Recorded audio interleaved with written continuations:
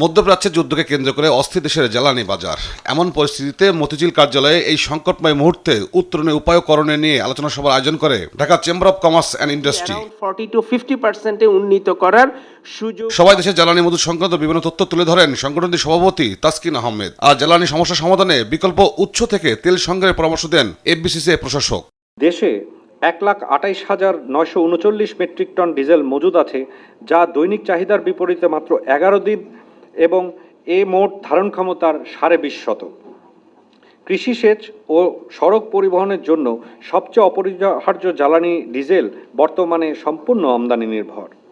অক্টেনের মজুদ প্রায় 8,000 মেট্রিক টনে নেমে এসেছে, যা দেশের মাত্র 7 দিনের চাহিদা মেটাতে সক্ষম।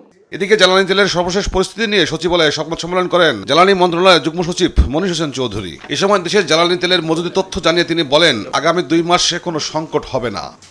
যেমন ধরুন, আমি গতকালকে আমার দুটো জাহাজের থেকে খালাস হয়েছে 54,000 মেট্রিক টন, সেটা হয়ে এটা দাঁড়িয়েছে।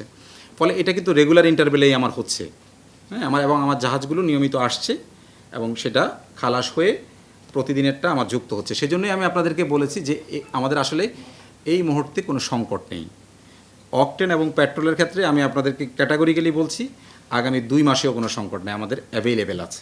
যুদ্ধ পরিস্থিতির উন্নতি হয় তেলের দাম বাড়বে কিনা সে বিষয়ে সরকার সিদ্ধান্ত নেবে উল্লেখ করে মুখপাত্র জানান, ভবিষ্যতে 3 মাসের জ্বালানি মজুত করা হবে। সরকার জনগণের দ্বারা নির্বাচিত এবং জনগণের কথাটা দামটা অপরিবর্তিত রেখেছে। এটা পৃথিবীর খুব কম দেশই করেছে এই মুহূর্তে। তো ফলে আমি বর্তমান প্রেক্ষিতটা নিয়েই আমি কথা বলতে পারি। ভবিষ্যৎটা আমরা আসলে পর্যালোচনা করছি, সেটা পলিসি লেভেল থেকে যখনই সিদ্ধান্ত হবে তখন আপনারা জানতে পারবেন। বর্তমানে জ্বালানি তেল খাতে প্রতি মাসে সরকার 2.5 থেকে 3,000 কোটি টাকা ভর্তুকি দিচ্ছে বলে জানান এই কর্মকর্তা।